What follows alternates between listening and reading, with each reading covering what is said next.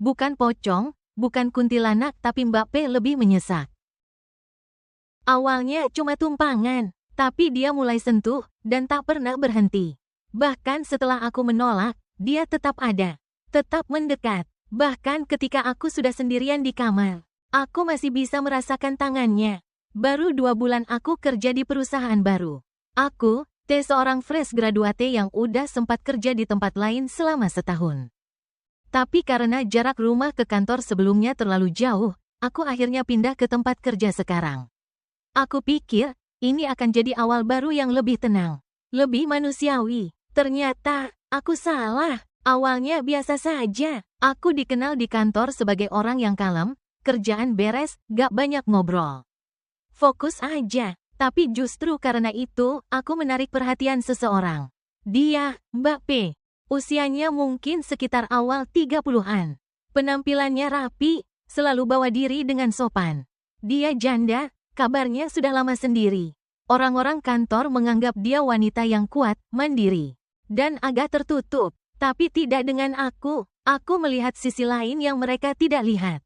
Pertama kali dia mendekat, kami cuma ngobrol saat makan siang. Tiba-tiba dia bilang rumah kami searah. Dia tanya, apakah dia bisa numpang pulang naik mobilku? Karena biasanya dia naik KRL, dan hari itu hujan deras. Karena aku orangnya gampang kasihan, aku bilang, boleh aja, Mbak. Waktu di mobil, dia mulai ngobrol, awalnya ringan, sampai akhirnya dia tanya, kamu masih single? Aku agak bingung, tapi jawab jujur.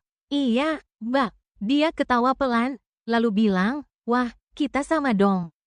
Kamu sendirian? Aku juga. Gimana kalau kita jadian aja? Aku kira bercanda, tapi pas aku menoleh, dia naruh tangannya di atas tanganku. Lama, diam, tidak ditarik. Aku refleks menarik tangan dan berpura-pura tidak mendengar. Dia cepat-cepat menutup situasi dengan tertawa kecil, maaf, bercanda, kok. Tapi malam itu aku tidur gak tenang. Hari-hari berikutnya, dia mulai cari aku terus. Datang ke mejaku, ngajak ngobrol, nawarin makanan. Tapi yang aneh dia mulai sering menyentuh. Urut bahu dari belakang. Pegang pahaku ketika aku lagi duduk. Bahkan sesekali dia bisik di telingaku, kalau kamu gak punya siapa-siapa, biar aku yang jaga. Aku merasa tidak nyaman, tapi aku masih mencoba sopan. Aku pikir dia cuma orang yang terlalu friendly. Sampai akhirnya dia ajak aku main ke rumahnya. Minum teh sebentar aja, rehat bentar sebelum pulang, katanya. Karena hari itu weekend, aku pikir gak apa-apa. Tapi begitu masuk ke rumahnya, auranya beda, sepi, hampa. Dinginnya bukan karena AC, dia langsung lepas jilbab. Aku kaget. Rambutnya dicat merah darah. Matanya beda, ada kilatan aneh, seolah bukan manusia biasa. Dia ganti baju di depan aku. Hanya pakai kaos panjang tanpa celana. Lalu duduk depan aku dengan senyum yang sulit aku deskripsikan. Senyum yang bikin lutut lemas.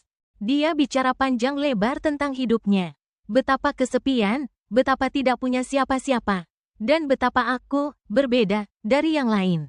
Aku merasa seperti tikus dalam perangkap. Saat aku berdiri dan bilang mau pulang, dia berdiri juga menghadangku di depan pintu. Kenapa buru-buru? Kamu gak nyaman sama aku? Aku mengangguk pelan, lalu bilang, Mbak, saya anggap Mbak teman aja. Gak lebih. Tolong jangan sentuh saya lagi.